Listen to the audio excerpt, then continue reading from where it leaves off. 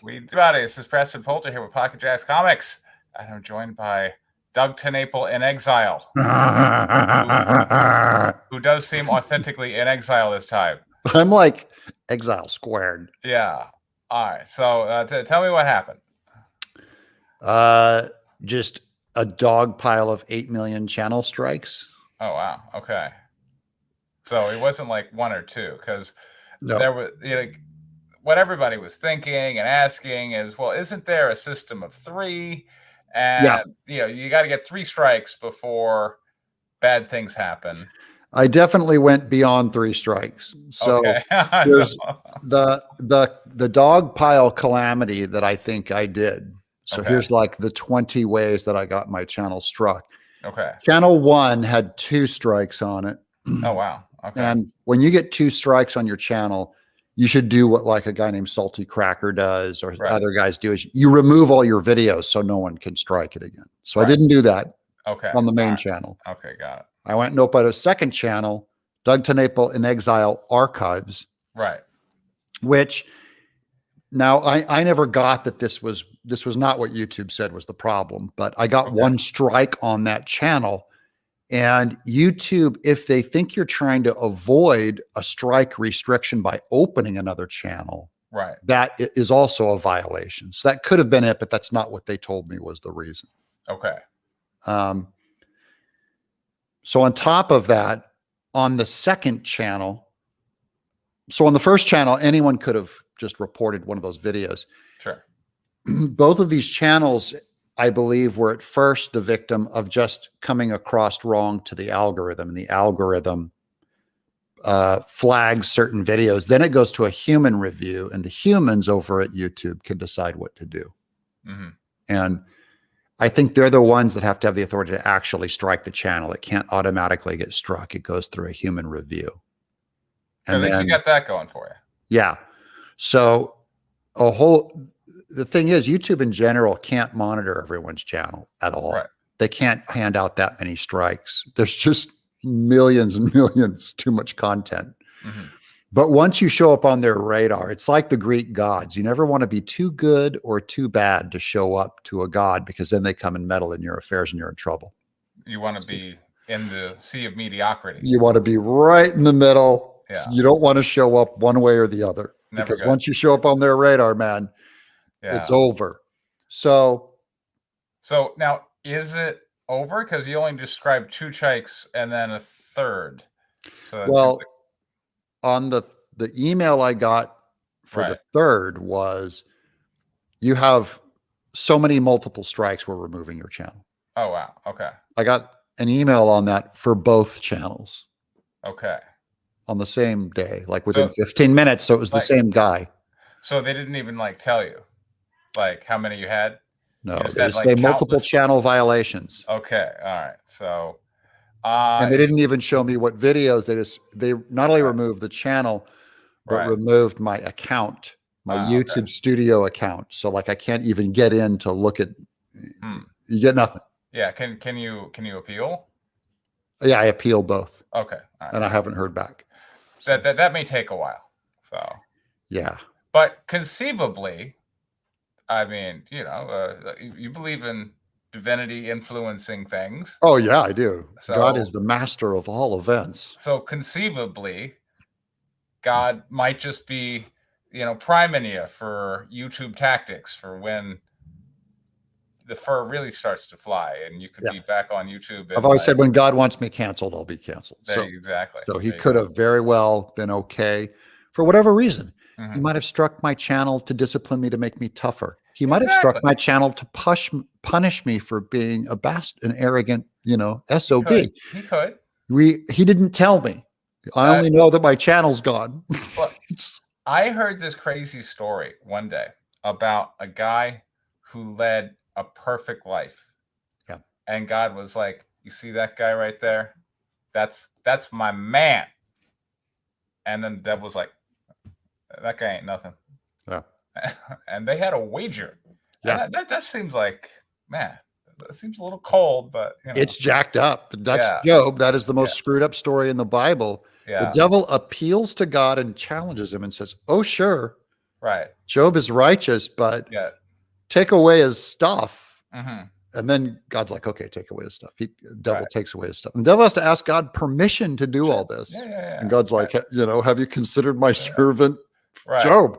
Right. And then devil goes, well, sure, I can take all his stuff. Right. But, you know, if I can strike him down, then he'll curse you. And God goes, you can strike him down all you want. You cannot kill him. Right. And Job's kind of looking at God going like, hey, thanks a lot. Right. Yeah, exactly. But literally in this case, right? Yeah. But that's one of the most important lessons in the Bible is what connection does virtue have with reward? Right. And everyone must learn there is none. There is no virtue is not often paid on this world. That's the classic Western tradition of why Job is passed down as one of the greatest wise books ever, is it is a tough, awful, awful lesson. Yes. So sometimes, or I guess another way of approaching the problem of evil, as it were, you know, why did bad things happen to Job? He seemed like a good guy, and look, you seem like all right. So why I don't seem like that good of a guy. I'm no Job. He got encased in boils from head to toe. So I'm just saying, I'm still looking pretty good. Yeah, you came out of it like like a couple of 100,000 richer or something? Yeah, okay. 250 grand. Oh wow, okay. I would guess it's about $1 million struck from my future. Right, that I was entitled to. Right. That was mine. When we're talking about that kind of money, it seems like you should at least throw a few $1,000s to an attorney to write a harshly worded letter. I don't do lawsuits, period. Especially not against YouTube. Are you kidding? I think look, you got to go to the mattresses on some things. If you're fighting cancel culture, which is, you know, that's what you want to be doing, right? You want to be bringing the message to the people. You want to be on the YouTube. You want to be spreading the message to the sinners. Yeah. I'm more like Jonah, who was supposed to go and tell Nineveh to repent. I'd rather go sit back on my hammock and just laugh at the thought that most of the execs at YouTube are going to hell. Things got dark all of a sudden. That takes less effort even than writing a letter. That takes too much work. No. Right. I'm just not litigious. I really don't like the idea of calling a lawyer. I can barely even stand calling Nick Rekieta because he's a lawyer. I mean, like almost. No. I talk to him all the time, but never as a lawyer. Right. Dirty lawyers. I hate lawyers. I hate courtrooms. I was married to one. Yeah. See? Yeah. So everything was, well, the thing is, I never want to, if I thought I'd really be happy, I would do that. If I really thought I would win, I might do that. If I thought it would be worth my time and stress, I might do that. But the cost of that stress is so, I really just as a gambler, right? Yeah. I got to go, okay, so you $250,000. Well, I'd go for like 70 million for damages. I wouldn't do a $250,000. Well, okay, sure. But I'm still saying in the reality that is your bank account. Yeah. $250,000 came in and then YouTube went away. I have no money coming in now. Right. And if you, all right, so first let's go there. Like, so since then I take it you're obviously your income from YouTube has been impacted by this decision. A little more. I went from making about 2,000 a day, maybe 2,500 a day, just on YouTube ads, to about $200 a month on my art channel right now. It's coming in at about $200 a month. And then what about locals and all that? And then I went out in locals, and in 3 days I got enough subscribers, my fans who found me. Only 6,000 of them of 450,000 people, because YouTube cuts off all communication. Went over to locals and signed up. About 600 people monetized that. I'm doing about 30 $3,800 a month, which again, I did that in 2 days on YouTube. So I'm doing $3,800 a month. All right. So you're down to 1/15 of your old stuff. So look. Yeah, the truth is a B. Telling being having a big mouth and telling the truth is a B.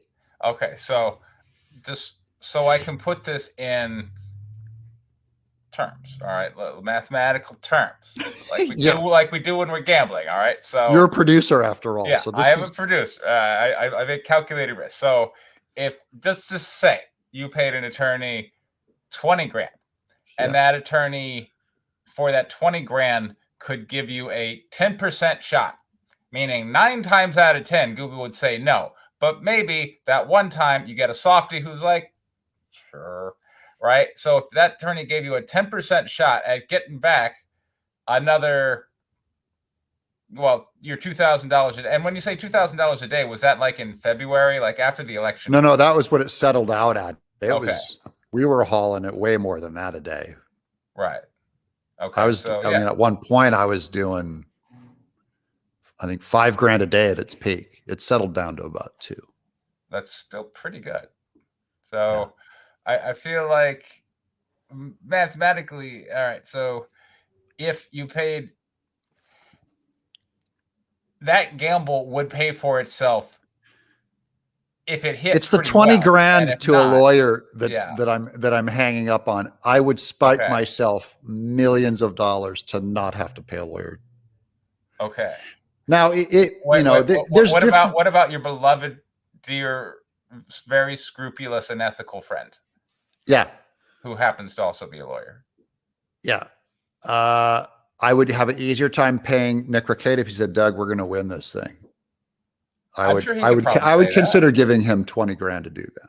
Right. Okay. Well, there you go. See, I'm a miracle worker. And that was easy. That was Nick, easy. Preston's tried to get you $20,000 of my money. Yes. And it doesn't even have to be your money. He could do a right. He did one for Vic Managna. I don't know how to pronounce it. Manana. Yeah. Manana. Yeah. Yeah. I mean, that guy was what a mess. Yeah. I don't even want to think about it. I want to go draw. This is giving me the hives even thinking about it. I really don't want to be anywhere near a lawyer or a courtroom ever. Okay. Unless I'm fighting for my life. If I'm fighting for my life, then it's like, I will drain every account. Right. I will spend every dime to defend my name or whatever. Yeah, fine. But I'm not going to go and poke at YouTube just because they're there.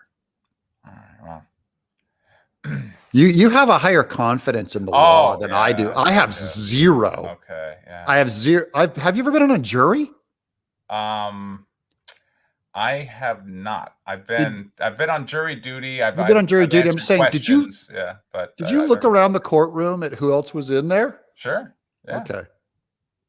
For that matter, I'll tell you, one time I got a ticket, which I did not feel was just. I was turning out of my driveway, right? And my house happens to be on a corner with like a major street. So I turn as best I can. What's your address, Preston? Exactly. All you got to do is go over to Kiwi Farms. That's where you find all that stuff. and then turn left or right. But the cop got me because I wasn't within the lines, but there was no way for my car to really be within the lines with that turn out of the driveway. I'm like, this is bogus, right? Yeah. I'm making the best turn I can in order to comply with traffic laws and whatnot. So I thought, I'm going to take this, and I defended myself and went through the whole jury selection process and trial, and lost. Apparently, people are just like, yeah, man, if the cop thought it was true, then it must be true. So just think if you paid $20,000 and also still lost. I'm more of a fighter. What can I say? Yeah.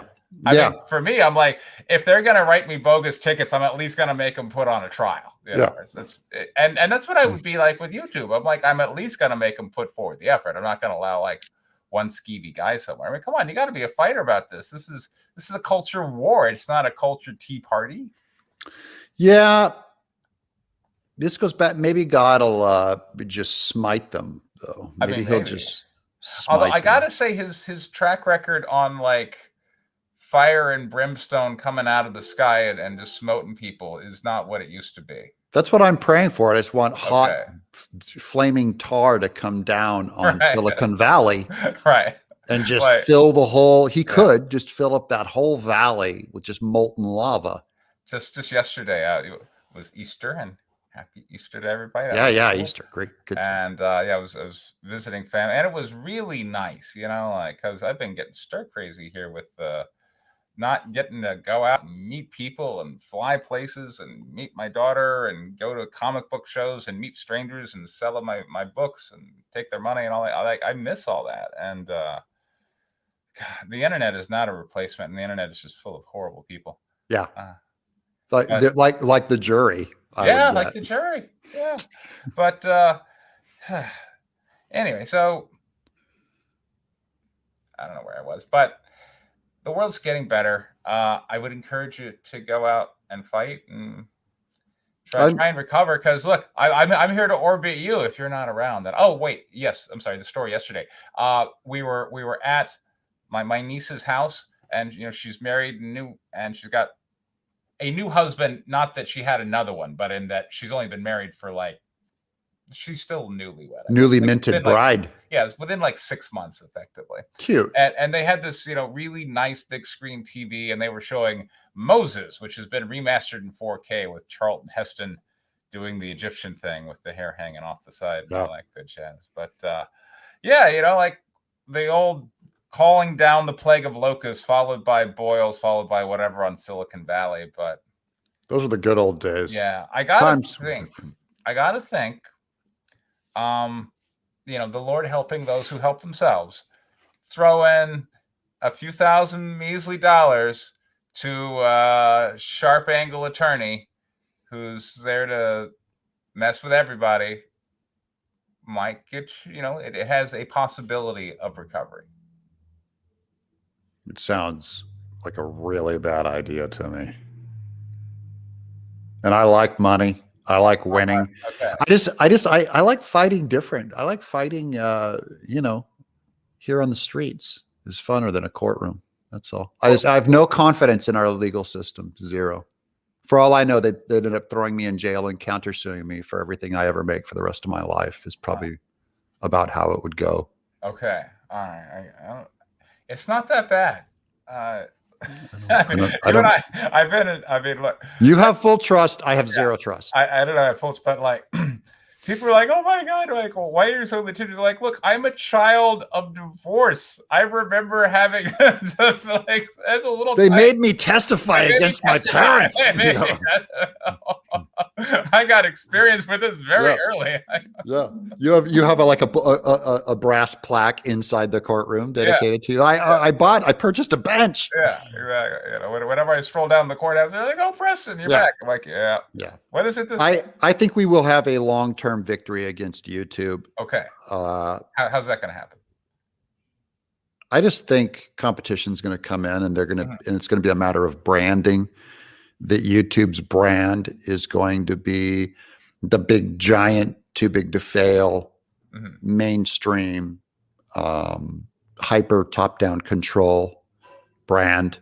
Yeah. And all of the other brands will be much smaller, but one of them might, break out of the pack. But there's probably 10, 20 alternates that are where their brands really are free speech. They just need some size to them. I mean, I was seeing, and look, I've been a long-term libertarian, which means I have for a while been saying that private companies have been known to be bad actors, but even then, the good news about bad private actors is eventually they will go away over a long enough period, whereas bad governments, they're there forever, So, or at least there's bigger problems than YouTube, and YouTube is a privilege, not a right.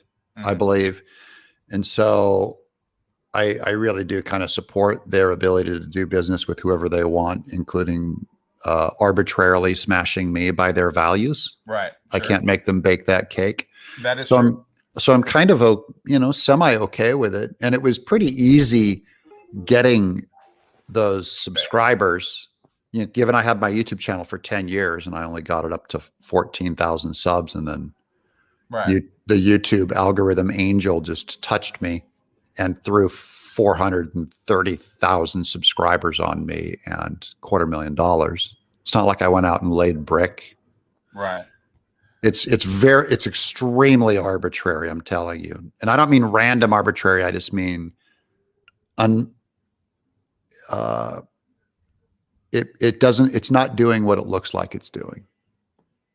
How's that? It's way more like YouTube's just like dumping ads on viewers. All right. But YouTube right now has a dominant position.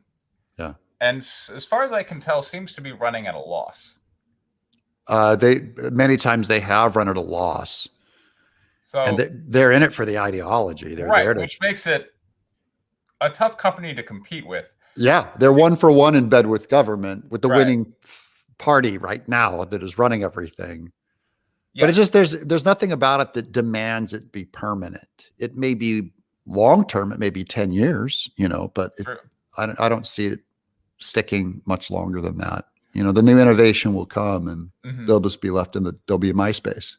Yeah, I think there's something to that. I mean, if you really look at the big tech villains of, oh my God, they're about to take over everything. I mean, in the 90s, it was Microsoft. Right. And now we don't even think about Microsoft.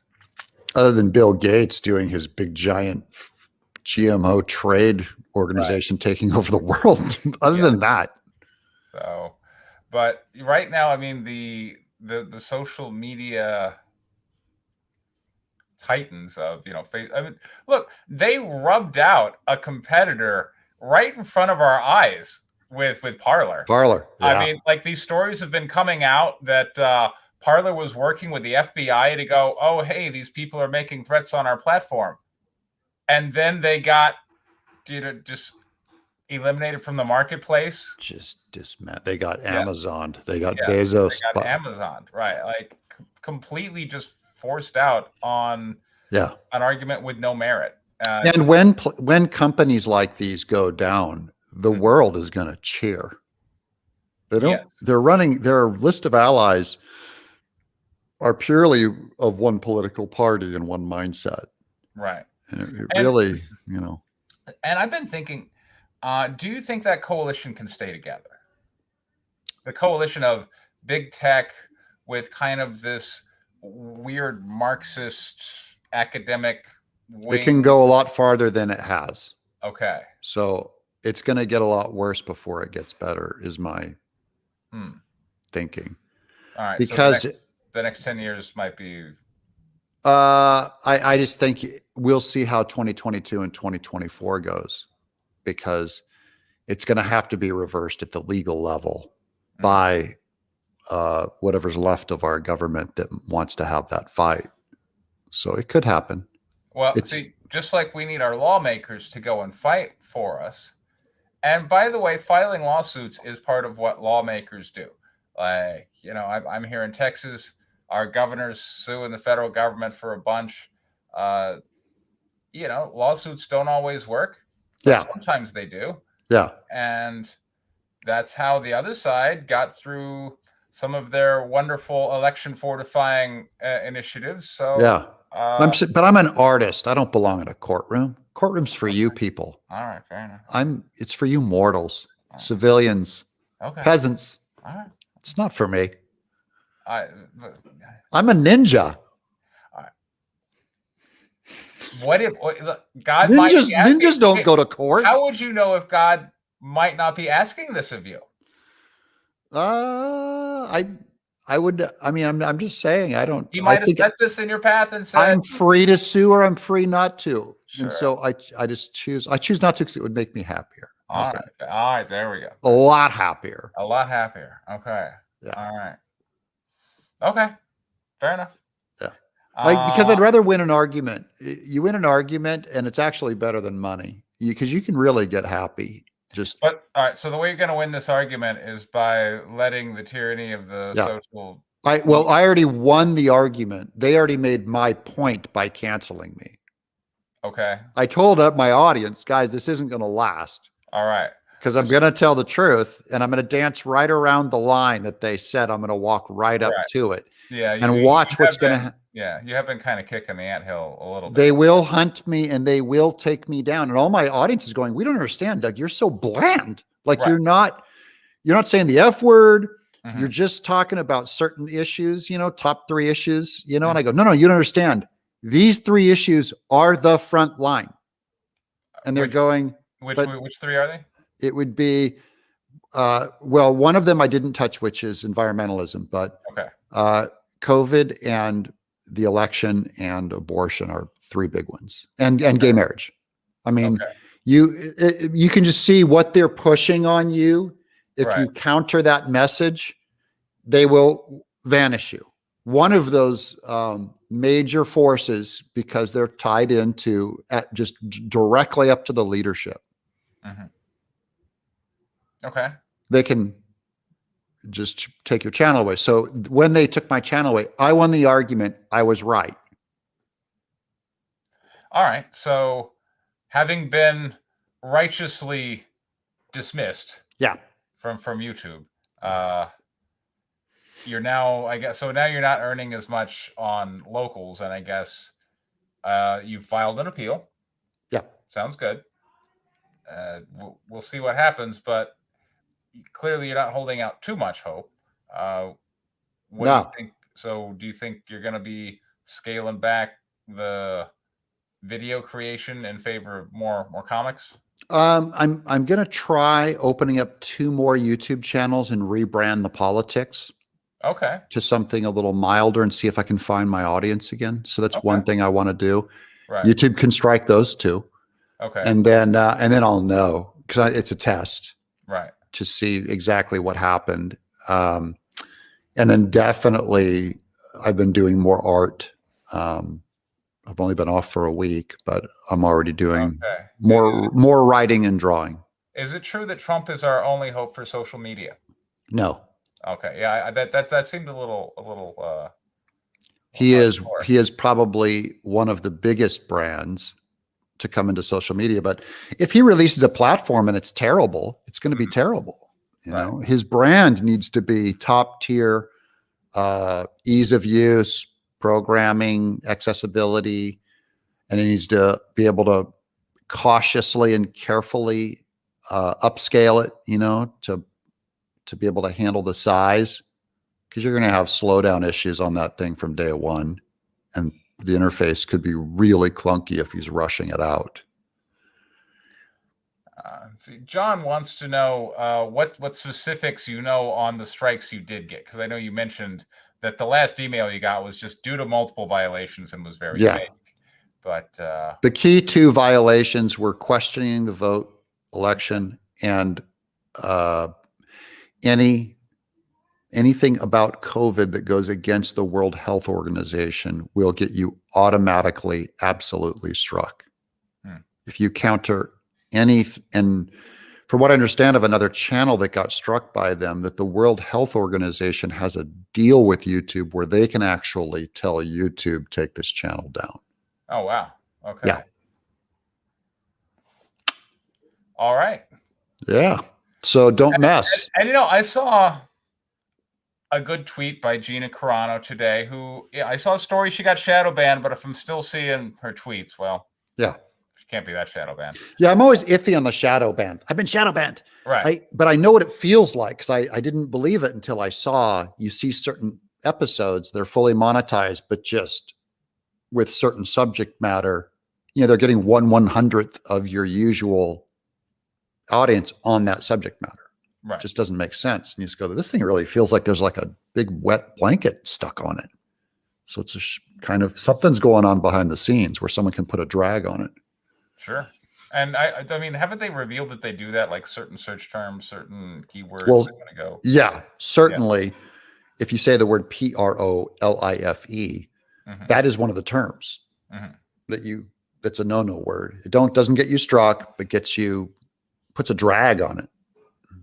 Okay. So YouTube is all algorithm. They can program all of these favorable terms and unfavorable terms, and they do it all. So the robots just go out and do the job in general.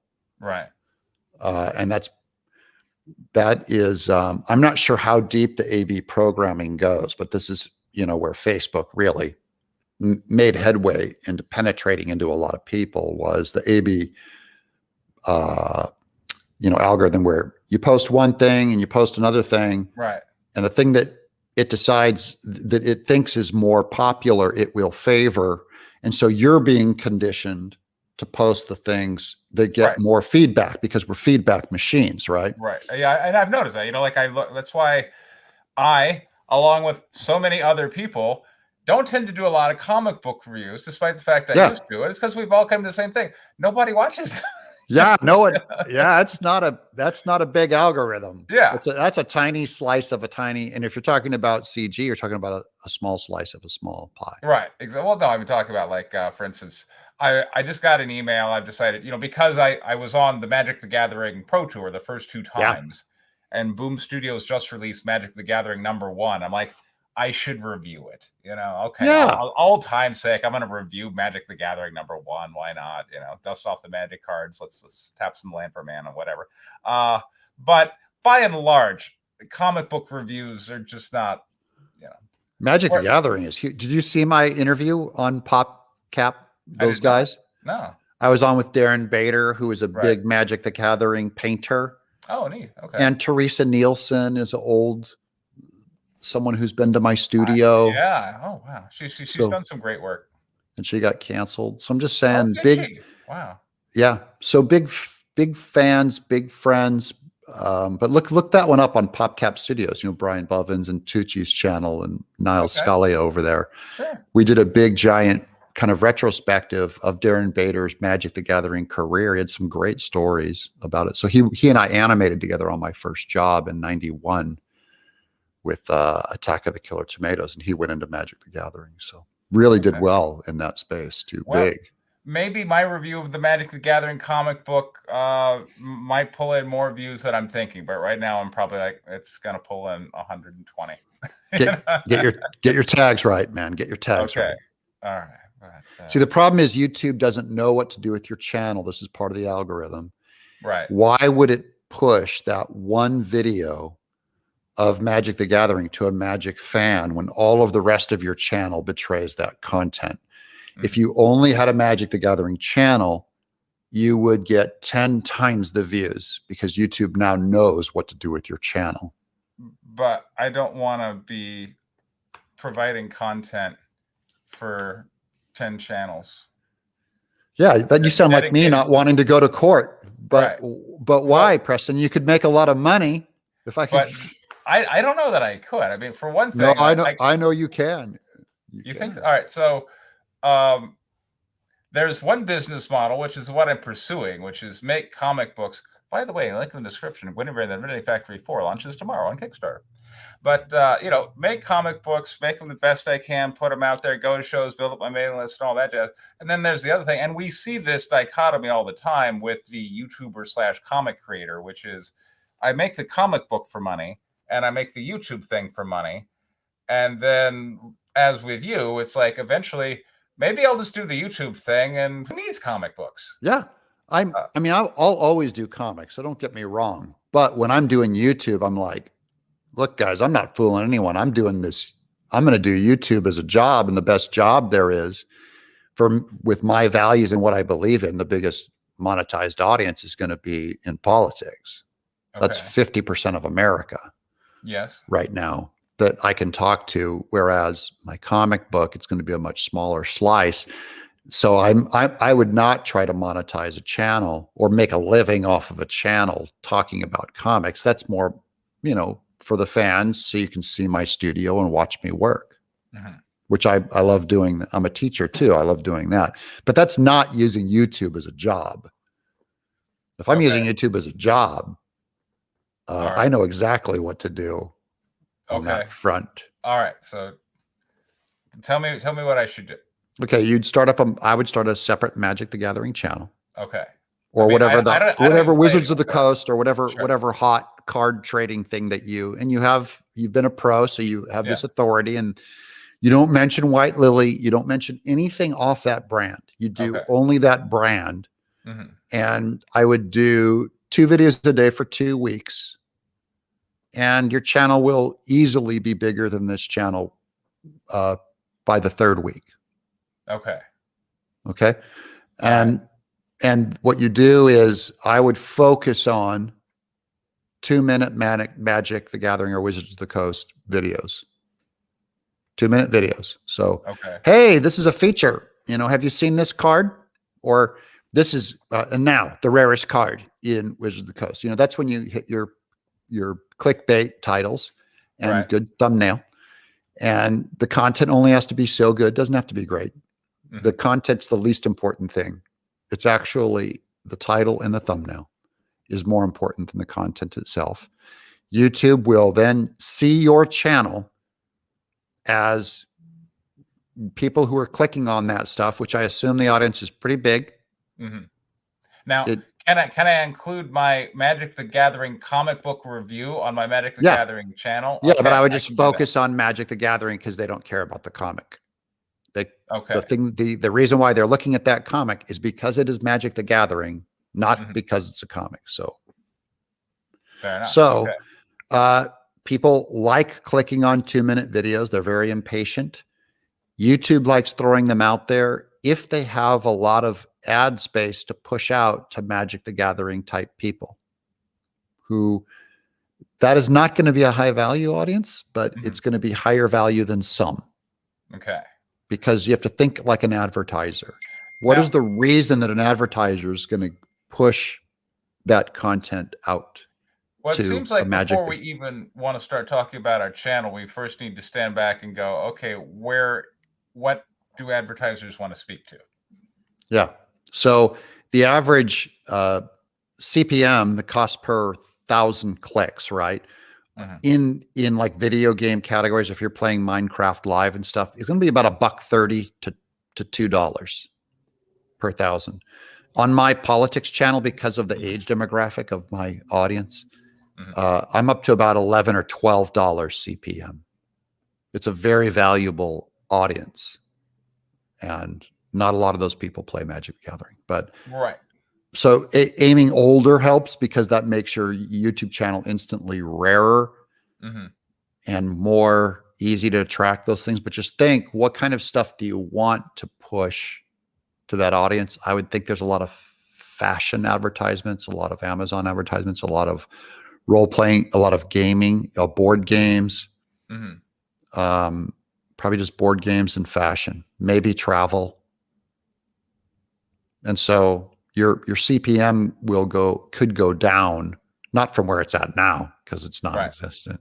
But you want to always get that up to find the most monetized people whom Chevy trucks, are pushing ads out to them. Right. But an audience it's a good audience, and you'll find out what they're worth when you start seeing the analytics. And I don't think that marketplace on YouTube is oversaturated. Magic the Gathering. So there's probably a community as big as comics. I mean, it is where the quartering got his start. But if we could look at the quartering here real quick, he started with Magic the Gathering stuff. And then when he decided to go political, he didn't make another channel. He just went political. He's just like, I'm just going to talk about more things. And then gradually he just stopped talking about Magic and started talking about politics. And now he's got 1 million subs. By the way, Jake, and this is a common experience, he's like, I'm fed up with Twitter or YouTube or whatever. I'm getting rid of it. Now I'm going to go to the conservative thing, but nobody's on the conservative thing. And then you're like, this is not social. And, it's frustrating. It's frustrating. Yeah. We don't really have a viable alternative. Yeah. I just blow out material on everything. So Gab, Parler, Twitter, YouTube, Rumble, Locals, crowdfunding, Kickstarter, Indiegogo, Shopify store, blow out content all day. People want you to live online. That's how you market yourself. And you're the Preston Poulter brand. Preston Poulter, Magic the Gathering. Magic the Gathering. Yeah. I almost feel, I don't know.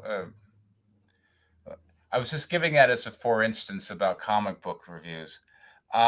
the magic people tend to, or from my experience, they tended to be just as toxic as like the comic book people, and often just as broke. Yeah, they got a lot of woke people because they canceled Therese Nielsen. Yeah, no, it's not really a crowd I particularly want to speak to. Yeah, and also do stuff that makes you happy. So while you're doing it, you're having fun. If you don't have strong opinions about magic or strong feelings about Wizards of the Coast, professional poker might be better, or some other love producing film. Yeah, I just don't think the audience is that big for that, though. It's not, right? See, but that's where you again, going back to last time we were talking. You're the man. That's why you gotta pay that attorney. Try to get back on YouTube. You're the right age to talk to the older crowd. You're conservative. You're Christian. You're not even Republican anymore. You believe in Trump, and you see the corruption over there, and you're like, I don't want to even be part of that. We're gonna break free, and we're just gonna let God and the river of fate take us to whatever this new horizon is. I'm very confident in God. I'm on board with his plan. Okay. And I wish I could put more hope in something else, like say the Republican Party or something, but that just doesn't make a lot of sense. I don't even put that much trust in Trump. I mean, but don't you want the Republican Party to fight for you? And because your fans want you to fight for them. They want you to fight to get back. I love fighting for my fans. Okay. But I think dumb people are overly litigious. And they're the ones that are always going, you should sue. Look, I'm like, guys. I know that I have encountered many dumb people recommending litigious action. That's why so many dumb people are on the other end of a slip and fall act. They're like, I'm going to get some money. I understand. But what I'm saying is you brought in $250,000 in 4 months. I feel like that's worth $10,000 to take a gamble on. I just say I won't win. How do you know that? In fact, I know I won't win. Okay. I just know. If I thought I'd win, maybe I'd do it. It would never occur to me that I could win. Never, Preston. You're strangely showing your own legal ignorance and thinking I could win. You're showing your naivete, wishful thinking, and slip and fall. You're dumb. Okay. So you're saying that I'm saying you're dumb. If you write a check for $20,000 to an attorney and say, see what you could do, you're saying what you can do. They'll take the money. Well, they'll go, thanks. Take the money, but you're saying your chance of prevailing is 0.0. I would say I would put it at 0.01. Okay. All right. Fair. Okay. Probably even smaller. That's why I would say I would only do it if I could sue them for $70 million. Right. Would be the only way that 0.01 would be worth even trying. Would never be worth going through all that garbage for $250,000. I think your chance of, I'm not even talking about going to trial. I'm just talking about, writing the letter, going, hey, rattling some cages, that kind of jazz. Look, what the conservatives I follow, like Crowder, who, he got taken down around the same time, I want to say. Are you familiar with what happened to Crowder? Yeah. Yep. Okay. I know him well. Mm-hmm. All right. Can you tell me what happened with him? Is he going to be coming back on YouTube? Or yeah, he just got a channel strike. Okay. Got it. Once and they're threatening to demonetize his channel for good, right. But you might be able to keep his channel. He has Half Asian Lawyer. Yeah. That he refers to pretty regularly, right? Half Asian Bill. Yeah. Yeah. And it was Bill's idea, who is a part of the Crowder show and his good friend, to say we're going to take him to court. Now, if I had, a Bill right here, Half Asian Bill right here, who is a good friend, and said, I want to take him to court, I'd go, buddy, let's go. Okay. That's different. Okay. That's fun. That's entertaining. Well, you have an attorney who's a friend of yours. Well, I have an attorney, actually. It's not Nick. I have an attorney, a real one So if you could take that guy out for a beer such that he would become your friend, then you would feel comfortable. He's the one that when I say, hey, what about a lawsuit? He's like, nah, never. Really? Okay. He'll never. Yeah. He's like, he's a real lawyer. He knows how this stuff works. He's like, so he's advised you against it. No, I haven't even talked to him about it, but he's been my lawyer for 20 years. So I'm just saying he did the Neverhood deal. He's done all my deals. And I'm just saying he knows. I mean, I feel like you should at least run it by him. No, my lawyers make fun of people who threaten lawsuits. Okay. They're like, okay. They don't, I'm amazed when I see what goes on in like crowdfunding and all these guys and all the threats of lawsuits and, sue for defamation and stuff. I just laugh out loud going, I don't know who these guys are getting their legal counsel from, but these are the legally dumbest people I've ever seen in my life. The people I hang out with, people in Hollywood don't talk this way. They don't do this. This is not how normal legal stuff is done. These are comic fandoms going, sue that guy. Yeah, I'm gonna sue a guy. Here's my GoFundMe. It's a joke. That's not, when you see me launch a lawsuit for $70 million in damages, you'll know I can win. How's that? Okay. I'll probably win. Well, I'm going to be suing. I've already paid an attorney. I'm going to be suing some people. Yeah, get in there, Preston. Sure, but that's and I absolutely expect to win. I'm pretty confident. Okay. In things, okay. Well, I hope you get a sympathetic jury. I just not going to get that far. Okay. So, but anyway, all right. So we're going to be going. So you're not quite sure yet whether you're going to change your comic production schedule. It's definitely slowed down is the problem. Comic but books? Yeah. I mean, for you? Okay. Yeah, for me. I mean, I was doing, because I was on crank mode, I was doing 320 pages a year. That's almost a page a day. But you're still getting money when you go to crowdfund. Money still comes to you. I'm going to make a ton of money. Yeah, right. I mean, you were making money at comics. You kind of somewhat took a step away from that because you were making a lot more money. Comics were good, but they weren't $2,000 a day good. That's right. Then YouTube happened, and then you're like, oh, wow, $2,000 a day is awesome. But now that that's gone, I'm like, okay, well, are you going back to drawing? Yeah, it's one of my top priorities now. It's very suddenly, that is one of the higher paying options I have to do with my 8 hours a day. Right. So that it looks very good for comics when that happens. Yeah. And fortunately, like the nightmare scenario we were talking about last time didn't happen, which was like Silicon Valley didn't deperson you. It wasn't, you were kicked off YouTube and Kickstarter and Indiegogo and Twitter. Yeah. Which that can still happen. We're still on Kickstarter and Indiegogo at their pleasure. Mm-hmm. So anytime one of these companies decides to go more woke than they were, and companies are going more and more woke, not less and less. Right. And it amazes me that these people with their values have held out as long as they have. What do you mean by that? Oh, with how woke. Oh, you mean that the Twitter hasn't kicked you off yet? Yeah, or that Indiegogo and Kickstarter haven't. Right.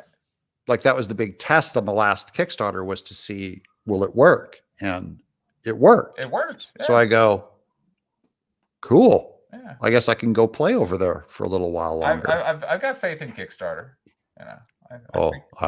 I don't. Anyone who's woke, they're only gonna, they're staying up at night feeling terrible that I'm making money on my books. They're going, I can't believe I have compromised my religion to allow Doug on this platform.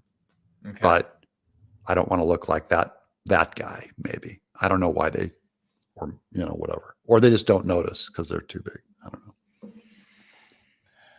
It amazes me. I mean, there's that. I mean, for Kickstarter, particularly comics, I don't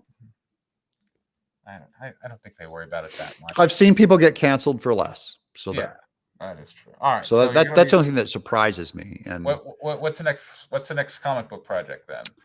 I'm looking at, while I'm writing, Bigfoot Bill 3 is I'm having a difficult time with that because I'm trying to write the entire end of the rest of the book to figure out the plot. And I'm going to figure out if I can do it in one volume or if it's going to take 3 more. So I don't know yet because I just have the outline on note cards and spread across 3 notebooks, which is a mess. I'm hoping to get that one done by the end of the year, like launch a campaign. That would be great. Not finish a book, which normally, give me 300 days, I'll give you 2 books, 160-page books. So in the meanwhile, what I'm doing is I'm looking at releasing my back library of books that hardly anyone has seen, because in the case of, say, Earth Boy Jacobus, which I'm hoping to launch next, it'll be a black and white hardcover version of a book that we printed in 2004, maybe. Maybe did a print run of 5,000 and maybe only sold 2,000 because the covers kept falling off, that they had to pulp the rest of the print run. So, and it's one of my best stories and my best art I've ever done. So that's before you're working with API, I guess? Yeah. Okay. Well, yeah. And the price they gave me was shocking. I mean, they're cheap, they compete with China and stuff, but I'm just saying. I'm really glad that you turned me on to that company. They're good people, man. And they give me a good deal, but the paper prices have gone through the roof, and it's a 280-page graphic novel. Wow. That is so hardbound with all bells and whistles, and the shipping costs are going to be enormous. And I'm thinking of not offering it internationally just to remove that workload. So. All right. So for the next, this is like the 90s was for Microsoft right now. But the thing is, Microsoft was one company. Right now we're looking at, like, there's the Google, there's the Twitter, there's Kickstarter. We're looking at this whole family of companies as opposed to just one, but they do seem to collectively hold kind of a monopoly on social media and monetization. Yeah, and they're neo-Marxist. It wouldn't be a problem if they were conservative, but they're neo-Marxist in politics and in philosophy. Postmodernism, Malthusianism, and Marxism is the MMP. It's bad for free speech and for free people. So let's see. All right, let's talk about predictions. Okay. Because to me, that's always exciting. It's the gap. Well, you got to go look forward. Go what's going to It's happen. also safe because you can be wrong and just be talking. You can be wrong. Yeah. But all right. So is Biden gonna finish out the term? I think the time to replace him will have to be at least 1 year before the next election in 2024 for people to normalize Harris as the president or whoever's going to take his place. So they can't do it at the end. They can't do it too early because then it looks bad. So they want to put him in as late as they can, I believe, and still normalize the new president for the next election and guss her all up. So your prediction is somewhere between 2 and 3 years from now. Yeah. Biden's out and Harris is in. Yeah, and I would say after the 2022 election, because they want to see what happens with that before they decide what to do. Okay. Okay. And then all right, so the election 2 years from now, traditionally that goes to the party that's in opposition to the White House, usually. House and Senate, yeah, not the presidency. Usually the incumbent wins. Well, that would be the election 4 years from now. Oh, okay. You mean 2 years from now? Well, 2022, it's 1 year from now. It's a year from November. Very well. Okay. Yes, 2020. Next year. So right around the corner. Right around the corner, yeah. So are the Republicans going to kick a bunch of butt in that one? Yeah. We're going to absolutely slaughter them across the board. Okay. It's going to be shocking. It's going to be like Obama in 2010. Okay. And then, look, I know it's still early. Are we even 90 days into Biden yet? January? Yeah, we're just beyond 90. Wow. Not much happened. Like, amazingly little happened. I feel like he just issued a bunch of executive orders. Well, destroyed the economy, opened up the border. Right. Massive government apparatchiks pushing all kinds of RNA manipulating stuff on the public. Vaccine passport. HRC to expand at the federal level, force a top-down expansion of mail-in ballots and no voter ID. I guess what I'm saying is I'm used to the first 100 days of a president being a lot of like prep rally stuff, you know, of coming out with. I think they went big.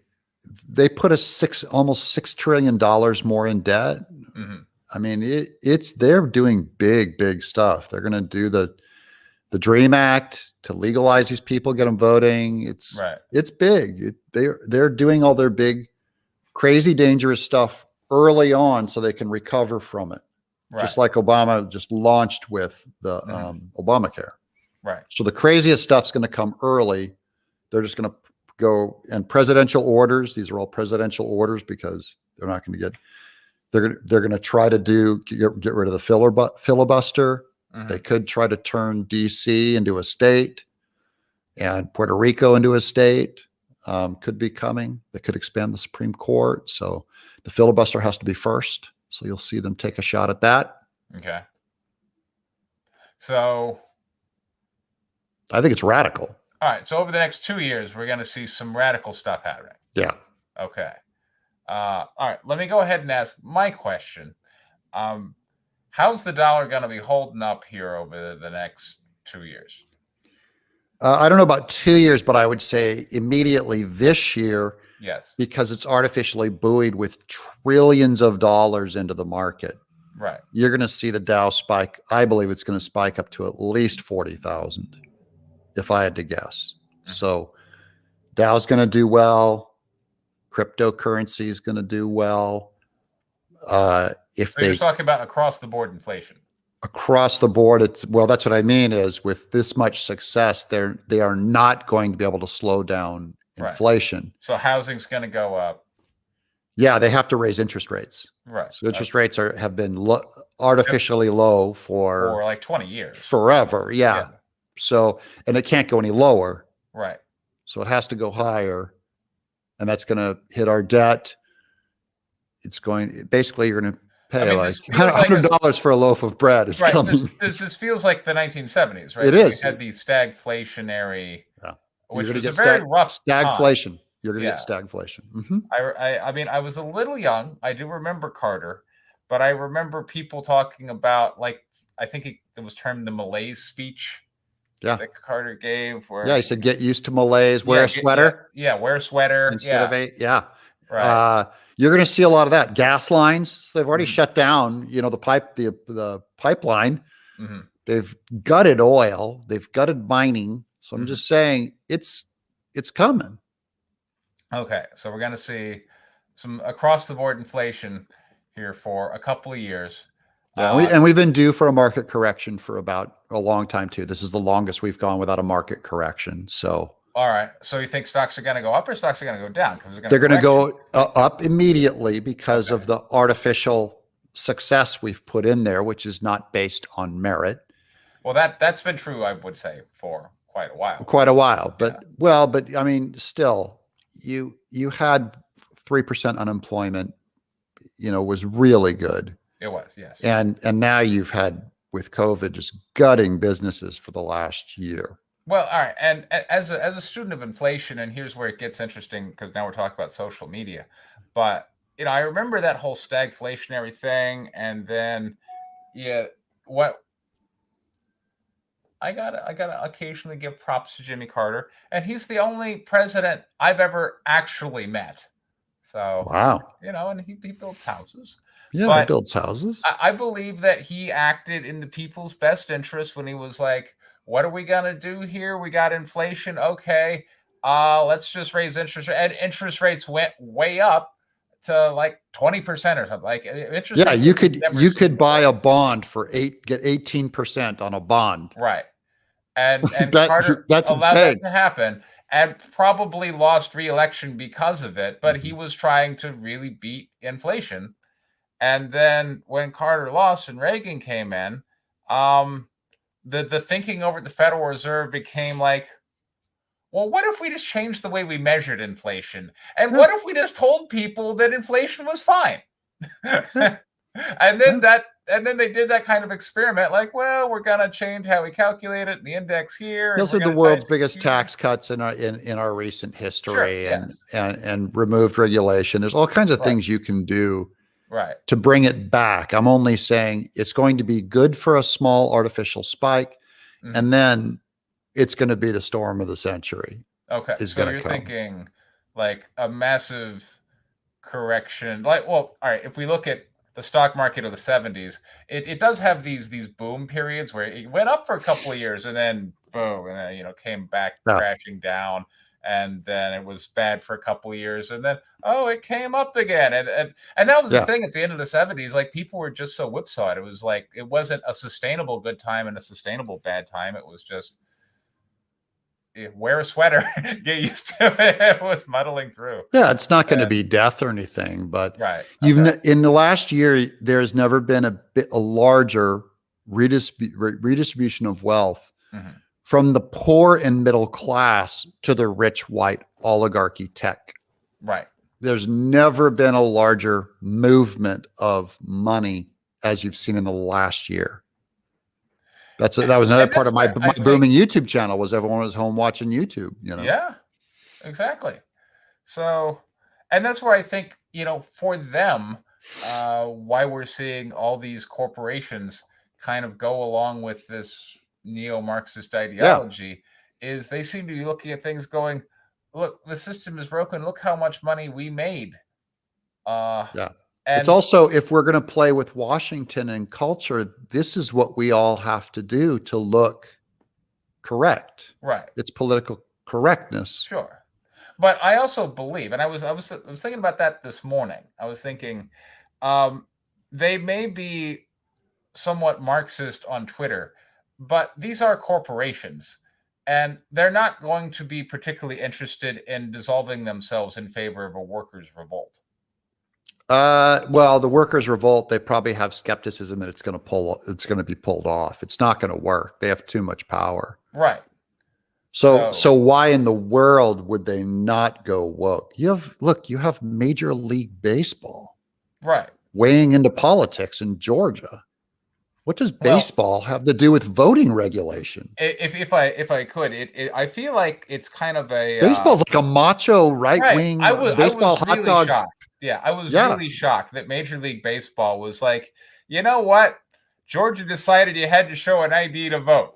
No, we're pulling the I'm only countering your statement when you said they're corporations. Yeah. Well, no, their money is secondary to them, to Marxism, to their religious belief. People are moved more by their religious belief than by the money they make. I mean, you can't really believe that the long-term goal of Google is to dissolve when the world falls to communism. I know, but they know that if they can stay in control with politics and with globalism, they will always be able to cut themselves the kind of deals and control they need to win 10 years from now, as opposed to a free market. They don't want to have a free market where they can lose. They'd rather secure it. Yeah, secure it politically, where they will always be picking the winners and losers. Okay. So the people in power want to stay in power. That's and they'll play a long con to stay in power. That's why companies like Netflix can lose money for 5 years straight and just make money off the stock and not off their rewards, because they gutted Hollywood. And YouTube can run it a loss year after year. Yeah, because they control the narrative. They control communication. They're winning. Yes. But the big game. Yes, and that's what I think of it, and that I find some security in, because we can always make money. Right. Money's easy. Let's get some control. Right. Corporations are doing what corporations tend to do, which is use the government to protect their market so that they can privately own it for as long as possible. Yeah. We've seen that come and go before, and it is what it is. And the owners of these, if you look at the philosophy of what the owners say, they're Marxists. They believe in dissolving their company and being part of the one world globe. They believe it. I mean, you say they believe it, but at the same time, I've never known a collection of socialists to actually get together and just pool all their money and then just divide it equally amongst themselves. No, they won't do it that way, because all socialists end up, they want to control everything from the top down. But I'm just saying it's not for money, it's for power, because money is just one increment of power. Yes. They'll get the power they want. And with that, you can get all the money, or slavery, or wipe out the company. You can do so much more than just what money can do if you have power. Yes. That's why in the end, I've always said, like, money is secondary to me, way secondary. You want power. I don't even want power. Okay. It's, I want to draw, and I love feel like art. No one's been stopping you from drawing. No, they're not. Yeah, that's why I'm the happiest guy I know. I'm incredibly happy. Okay. And you don't give them the win of taking away your joy and happiness. It's very abstract in that way. And then secondarily, I'm lucky to get to make money. Exactly. And I make enough to pay my bills, so I'm kind of happy. All right. So if we talk about the next few years being some dark, what do people need to maintain hope, or should they give up hope? Is I guess my question. No, never give up hope, because there's no room for despair. All right. And I believe in the long con of freedom will win. It may take a generation, may take two, but communism will only last so long. America, I believe, will slide down that hole. Okay. Worse than any other country probably has. There will be a very high body count. I believe wait, hold on. I want to make sure I understand what you're saying. Yeah. Are you saying we're going to have like a 1917 Red Revolution in the United States? Oh, I mean, eventually, yeah. That's a bold prediction. Well, I don't see what would mitigate that. Okay. All right. So anyways, I do think my answer is pick your friends carefully, and find people who value love, friendship, truth, and beauty over money or power.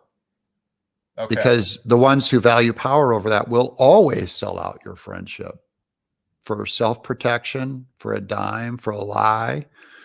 And so I've gathered up some incredible allies, and my family, and my church, and my community online. I've made incredible friends. So I've been thinking about that lately. I've been reaching out to some old schoolmates. We're about to have our another anniversary. We get together every 5 years. We're about to have another anniversary, and I sent an email to a couple of old school chums. I'm like, look, I remember hanging out with you guys 5 years ago, and now that I'm looking back over the last 5 years, I regret we didn't spend more time together. So I'm trying to go find those people. Yeah, I'm trying to cement a new, trying to get my gamers to actually game and try and get together and actually act like we like each other and stuff, because that's what keeps you together and sane and on purpose. So that's a rather dire prediction that we need to prepare for a workers' revolt. I just don't see what's going to stop. What's going to stop? I mean, the main thing about the weird, crazy Silicon Valley powered workers' revolt is it doesn't really involve the workers. Yeah, it's the Fight Club thing where they had to blow up the hub. Yeah. It's weird because Hollywood's been telling this story for years. It's the farmer and his friend Frodo and Sam that have to go into Mordor and take out the tower. It's Star Wars. It's the farmer driving the X-Wing that has to throw a torpedo into the Death Star. It's always going to be a small friends and loyal small people that will have to overthrow with some just wit. It might be white hat hackers that'll just take them all down by force. I don't know. I don't know how it'll happen. I only know that they're going to keep getting stronger and there's nothing to stop them. But they'll come in conflict with the American patriot and with the free heart of men is the only thing that's ever stopped those things. Right. And so you don't think that it will be a successful revolution? Because I don't. I mean, yeah. I mean, even if you look at like the say Antifa reactionaries, they certainly played a useful part, but at the same time, I don't think they seem enamored with the Biden administration. No, I don't think it's going to be Antifa. I think it's going to be the military. Okay. It's going to be people with advanced guns coming in and taking you over. Okay. They've already gone in and rolled out the whole woke thing. They have trans and gay rights and pregnant women on the front lines, and they've done a top-down woke BLM to the military. Yeah, and I gave they folded them. The Republican Party. Remember, the Democrats used to hate the military. Yeah. They used to hate corporations. Yeah. Now they are military. They are corp. They love them. They love. Well, it's this strange realization on behalf of corporate powers of, if we just put on woke clothes, we can do the things we used to do. Yeah. And I saw this Babylon Bee article today. Man who agrees with every major corporation feels he's part of the resistance. Yeah. It's, like the corporations have convinced people of, if you just support me, the rich, powerful entity, I will look out for you because I recognize your values. And so it's this. And the corporations control your perception and your values. So they can literally tell you that we are promoting Planned Parenthood, which destroys 50% of blacks. And we are the Black Lives Matter people. Right. They can put any message on you they want. And I've unfortunately seen this in social media all the time. I mean, like in the little comics geek journalism I carry, I'm always like, look, a fact, here's a receipt. Like I couldn't even, even arguing with Ethan fans, I can't go, yes, he admitted that the coins were not. They're like, no, they don't. I'm like, it's right there. People don't want to accept unpleasant realities. Yeah. That's why I said I went into CG thinking there'd be some conservatives there. Right. And maybe 2 or 3. And I left with them. I mean, that place was whatever the answer is to the problem with culture, it ain't there. Right. But have fun. Yeah, guys. But therein we do see the thing of going back talking about YouTube, I guess going full circle, where they started out and they're like, okay, I'm going to just do a whole bunch of videos about The Last Jedi because that's what the algorithm wants. That's what people are searching for. I totally understand that metric, or Flash and Tug doing just endless Amber Heard and Johnny Depp for a living. Totally get it. But they never are really establishing their own brand. Right. They're never like, okay, now I'm going to make content about what I'm making. It's instead, I'm going to make reaction content to what my competitors are making. And I've never known or heard of. I've also only heard them say what they're against. I've never heard them say what they're for. I have from day one given the positive case for truth, goodness, beauty, happiness, family, God, country, patriotism. These things take some balls to go up there and say, because everyone can come and poke holes at it if you show your vulnerability. Some people, you show your vulnerability online, they will just nail you. Look at this goody. He said he wanted to fight the rainbow. I'm like, no, I was dead dog serious. How's everyone liking serving the rainbow now, you idiot? Right. And now that it's like rainbow.com, they won't make a positive case. And so I'm always skeptical because I want to know, what do you stand for? I get what you're fighting. We're all fighting. But you can't just fight and then not replace it with something good. What is the good? At the very least, say like, I love making comics. I love good stories and characters. I've never heard that articulated from them. Exactly. And the reason is because those videos don't get any views. No. Yeah. So the algorithm is not helping people get wiser. It's not, it's not, it doesn't get people talking about what they love. It gets people talking about essentially whatever the big thing is right now, which is I feel like but I'm a victim of that too, Preston, because yeah. I would do a brilliant Thomas Sowell video. This guy's a great economist, and it would get 700 views. Then I'd do a Mike Lindell, goes to war for Trump, and it would get 400,000 views. Right. So you're going like, I'm trying to get the truth out, but no one will see. No one will see a quality video. Right. Yes, and look, having spent so long in LA, I feel like so many of these discussions come back to these old LA magazines. It's not really about making good content.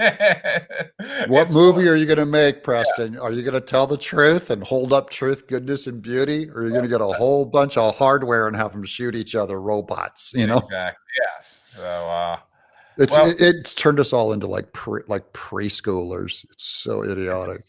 Yeah. And, all right, you're predicting some dark times ahead. Hopefully, I will be able to maintain my. You and I will still be playing D&D in our bunker. That would be neat. We've been playing some cool stuff. Over the weekend, I'm going to try out Mutant Crawl Classics, which is the Dungeon Crawl Classics game we've been playing, but the Gamma World version of it. Oh, cool! I really liked Gamma World. Yeah, but I always wanted to do guns and space orcs and all that. I always liked Shadowrun too. That stuff. So, I think there's a lot of things out there, and that's the other thing. Like, I look at the time I live in and compare it to the time that I was growing up, but I'm like, it's a good world. It has a lot to offer all of us, but we seem to be so outrage driven, and I don't even understand that. I want to get people like, what are you mad at? The algorithm promotes argument. Right.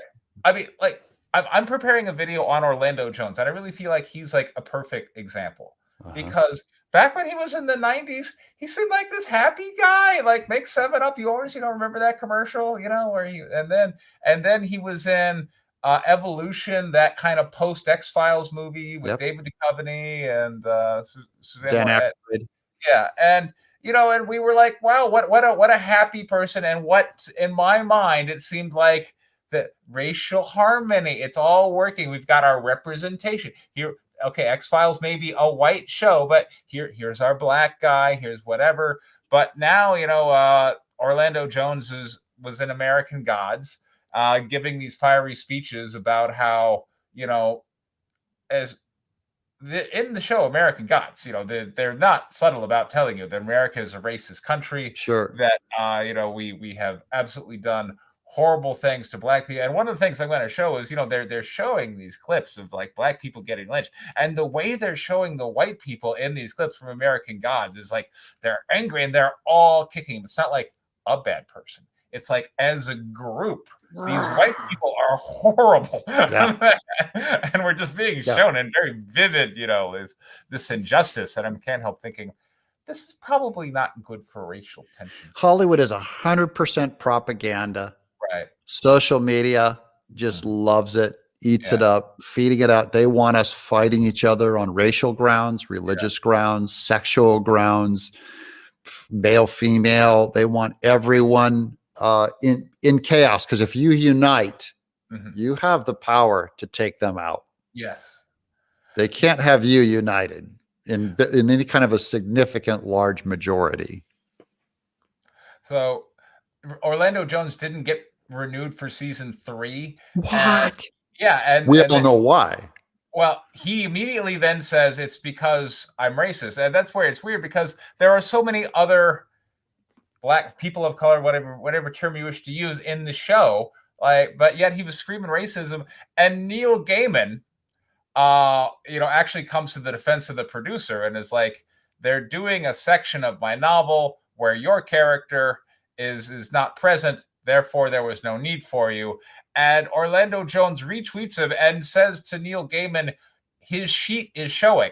And I'm like, what did, and that's where I want to stand back and go, okay, well, how did white America fail you, Mr. Jones? We gave you 7-Up commercials, you got movies, now you got a series, but I just want to say I agree with Jones that Neil Gaiman wears a sheet. I totally agree. That guy, if I ever saw a Klansman movie, it's Neil Gaiman, right?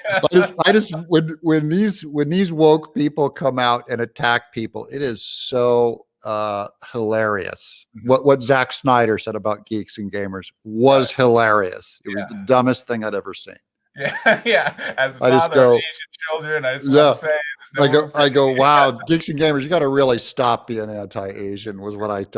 I don't know if I tweeted or left a message, but I'm like, you guys really got to stop. Yeah, you left that message on my video. Like, you got to stop killing all this Asians. Is so dumb. Yeah. I was angry that geeks and gamers were just left with their pants down, like just going. I'm like, no. You stand up and you on the show, you call him out. No, you're wrong. Right. They were terrified of his power because he's famous Hollywood guy. Well, look, it's like pull that guy's pants down in public. I'm with EVS on that. Sure. But at the same time, I've seen this so many times, and back when I was in LA, you didn't have tags the way you do on Twitter, where you can just go, how many followers does he have? Yeah. I'm going to do what he says.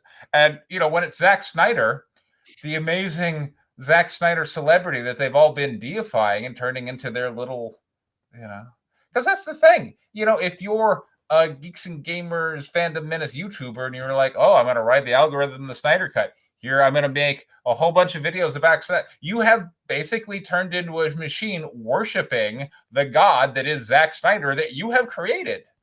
And then part of his marketing plan. Yeah, and then when he's there in the flesh and he's like, I got Asian kids. You guys are hateful. Sorry. What no one told me that I see the Geeks and Gamer logo and it's like, and what about it? Right.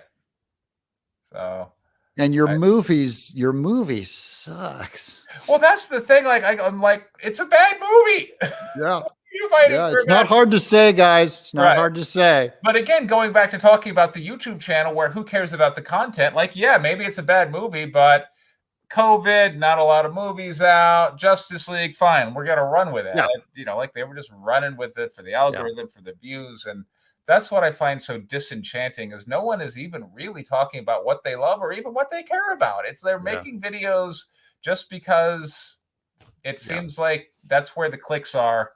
And if I'm on YouTube, professionally, there's only so much truth I'm allowed to tell. Right. Yeah, exactly. And so the compromise begins as soon as you're on YouTube, on Twitter, on Facebook, using Amazon. We are all the problem. We are the problem. We're giving them power and we're giving them all of our money, all of our time and all of our money. Let's face it, we're not going to stop doing that. Well, I think that's a viable answer, at least, to say, if you really want to do something about it, then unplug and go outside and chop wood. If you really want to be free, I don't have to do this. So it's the guys that go like, we have to overturn 2033 or whatever that is. And we have to make the whole world fair, the online world fair. It's like, that's not going to happen. This is a globalist monster. Yes. But you could unplug. You could go make love to your wife and have children, have a great life. No. All right. I'm entitled to YouTube. All right. Let me play globalist advocate here for a bit. Okay, get in there, Soros, Preston Soros. So during the Cold War, there weren't any conflicts directly between the powers. Sure. Because, we were going to kill each other. But there were a fair amount of proxy wars, Central America, Vietnam. Bay of Pigs. Yeah, Bay of Pigs, all that stuff. But then, after the wall fell and we entered, the 90s, the 90s in particular, there was not much military stuff going on. And then in the 2000s, we got, here's the terror thing in the Middle East. And we're in Afghanistan. And we've been in Afghanistan ever since. Yeah. Long story short. But outside of pouring people into the Middle East, into Syria, and that seems to be almost like something the globe wants. Like, I feel like China kind of wants us there, or maybe does. I mean, like, I feel like if China didn't want us to be in Syria, we wouldn't be there. That's the crazy statement I'm going to make. I don't know. What do you think? I'm not as skeptical of that war. I think it was well intended and poorly done.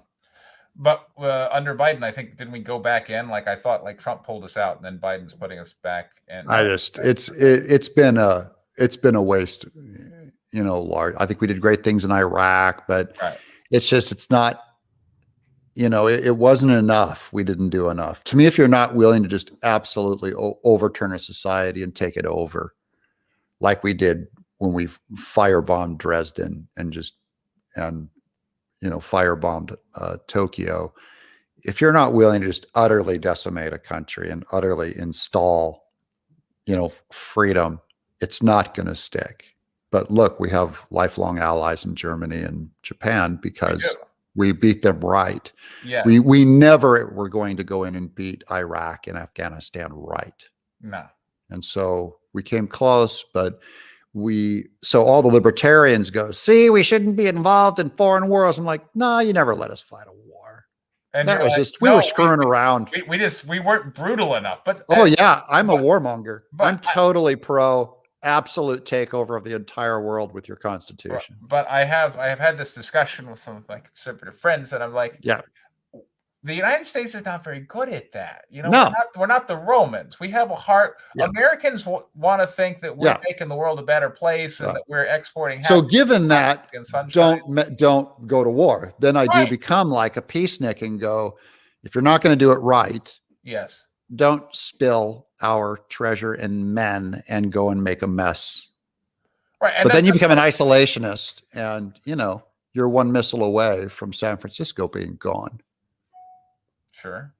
But that's kind of what I'm saying is that I feel like we had the 90s where, we weren't isolationists by any stretch, but at the same time, there wasn't a lot of wars being fought. And now we're in these wars where there are certain hot zones, but the hot zones aren't where anybody really wants to be, Right. Well, they're not in France or Canada, like you can go visit places, you can do your tourism thing, just stay out of the Middle East by and large, and things will be okay. And it seems like the rest of the world is kind of like, well, somebody needs to be there, and we've decided it should be you because you're going to spend your dollars and get your guys killed, and we're okay with that. I don't think China is going to let us sit here in freedom for long. Okay. So you think... we're getting weaker, they're getting stronger. But what I'm saying is this might be a conflict not fought through war, but instead through like this weird kind of social media corporation. Like it's perhaps a conflict fought through different means. That's the question I'm trying to ask. At least when they come in on the ground, we'll have our pregnant women to fight them on the front lines. Right. That's the question I'm trying to ask is, are we witnessing warfare through other means? Yeah. I just believe it could be all fronts. So it could be physical military, could be hacking, could be financials, could be making us go into the climate accord where we're the only ones that observe the rules, and China has no intention of weakening their economy the same way. Right. I'm just saying that they're very strong and getting stronger. Okay. And we're weak and we're getting weaker. So this is like the section of the book where I forget that character, but that character turns to, Saruman turns and goes, we must join. Yeah. Right. Our list of allies grows thin. Right. Yeah. We must join with him. Yeah. And I would say the weakness has been happening for probably since just after probably the Vietnam War. So I'm just saying right around there is when we started losing our hold and our contract, the DNA of us is once you lose that philosophical fight, it doesn't matter how strong your military is. It doesn't matter how much money you have because you're no longer on the side of truth. And so it's not that China has the truth. They're a bigger lie, but they're a powerful one, and you don't have the truth to combat it anymore. So you have a bigger liar that is getting stronger. And then you have kind of a half-assed weak truth trying to fight them. And it may not be enough to do the deal. Grim. Very. Yeah. I mean, we're just pontificating, you know, Sure. Yeah. we're just armchairing it. We are. I'm looking for the counter argument against it is all. And we're just sitting here whistling past the graveyard going, maybe China won't do anything. That's not in their nature. I've been told they never fought a war of aggression over their entire well, how old is China going back to like 4,000 years of history, whatever? I don't know. Maybe they'll be nice. Maybe they'll be as nice to us as they are to the Christians in their re-education camps now. Sure. Right. It's grim. We've spent time smuggling Bibles into China, and I'm telling you, it is a monstrous. Okay. But no fear. You know. All right. Well, how morose. Well, thanks for tuning in, everybody. All right, so I put a link down there so that people can go follow you on Locals. Locals is my hangout with my people. And how does Locals work? I clicked on the link. You have to sign up. It's a lot like Patreon, where you can come in at a free level, and I do regular posts. And then if you do a pay level at like $5 a month, you get the unlock some more videos and some more content. But it's it's social media. And I still have my Doug TenNapel art channel here on YouTube, Doug TenNapel art. Look up that. And I'll be around. Okay. I have not landed on my feet yet. I'm still in thinking mode.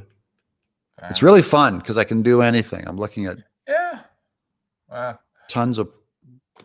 It's just you can make anything. I do feel right now, and in part, like I said, it's because I've been in 12 months in this house and this city. I haven't been out. I haven't been interacting with people. The whole social things.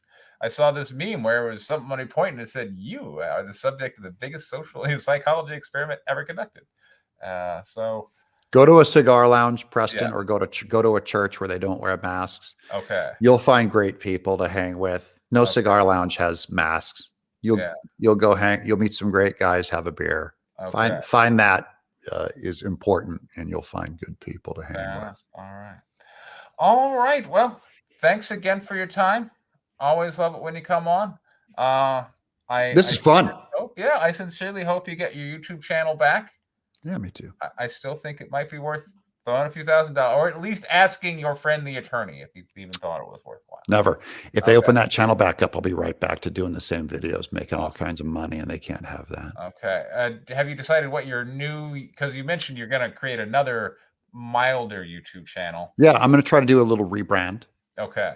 Paint the wall back there, something else, put up some new decorations, new name. All right. So it's not Doug in Exile. It's going to be... It'll be Doug TenNapel something else. Okay. Sounds good. So because my name, I'm trying to maximize the SEO that I've built. Yeah. And In Exile is a strong brand, so put that in your tags. But of course I will. My people will find it. Fantastic.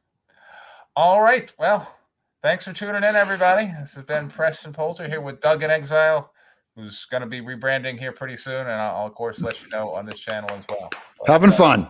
Yeah. Thank you very much for your time, everybody. Take care. Oh.